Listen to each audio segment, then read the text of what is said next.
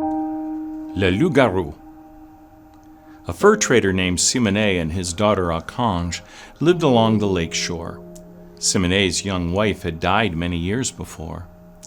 Simonet was devoted to his daughter and watched as she grew into a beautiful young woman. She had a sweet nature, dark eyes and warm complexion, and raven black curls. Archange was delightful and cheery. She learned to skin the animals her father brought home. Archange sold knitted socks, straw hats, and fans. She was a weaver and an excellent cook.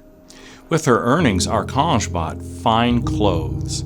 All the young men in the village were fascinated by her charms. Archange's favorite dances were La Moulinée and La Danse Ronde. A young farmer named Pierre Lafontaine fell in love with Archange and asked her to marry him. Archange accepted. Simonet liked Pierre and gave his blessing to their wedding. Pierre began building a cabin for his new bride near the willow trees that lined the lake shore. They often spoke of their future together as husband and wife. One evening, after Pierre bid Archange good night, she could hear a strange rustling sound. Suddenly, a monster appeared before her. It had the head of a wolf and an enormous tail, but it walked erect like a human. Archange screamed, and Simonet burst forth from his house. Archange ran to the safety of her father's open arms. She described the monster to her father, and he knew immediately it was Loup Garou. Loup Garou had a fondness for young women, and his crossing her path was a bad omen. Simonet recalled the story of how a local habitant tried to kill Loup Garou with a silver bullet fired from his musket. The musket ball only severed the tail of the demonic beast.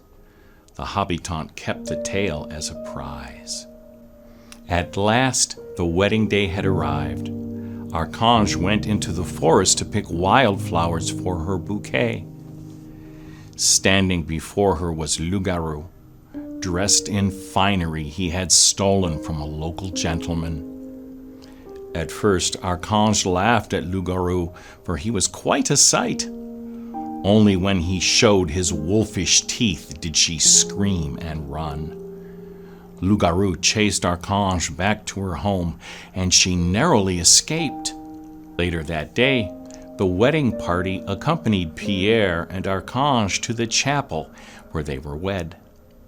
After the ceremony, everyone followed them back to their new home to celebrate. When the merrymaking was at its height, the dreaded Loup Garou swept in from the shadows and seized Archange and disappeared into the forest. Pierre and all the men gave chase while the women and children prayed.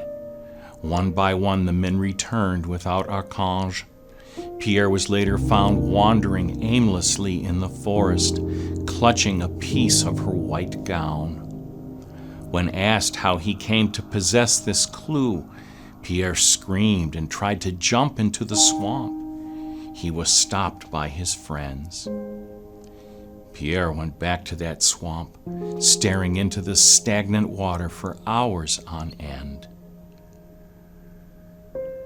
A year had passed. It was the wedding day of Pierre's sister Stephanie. After the ceremony, Pierre saw something in the forest and chased after it. He finally returned at sunset, pursuing Loup Garou. The wedding guests were terrified. Seeing no escape, Loup Garou stood atop a boulder at the water's edge. He raised his hands as if he was in a trance. Suddenly, an enormous fish emerged from the depths of the water and swallowed Loup Garou in one gulp.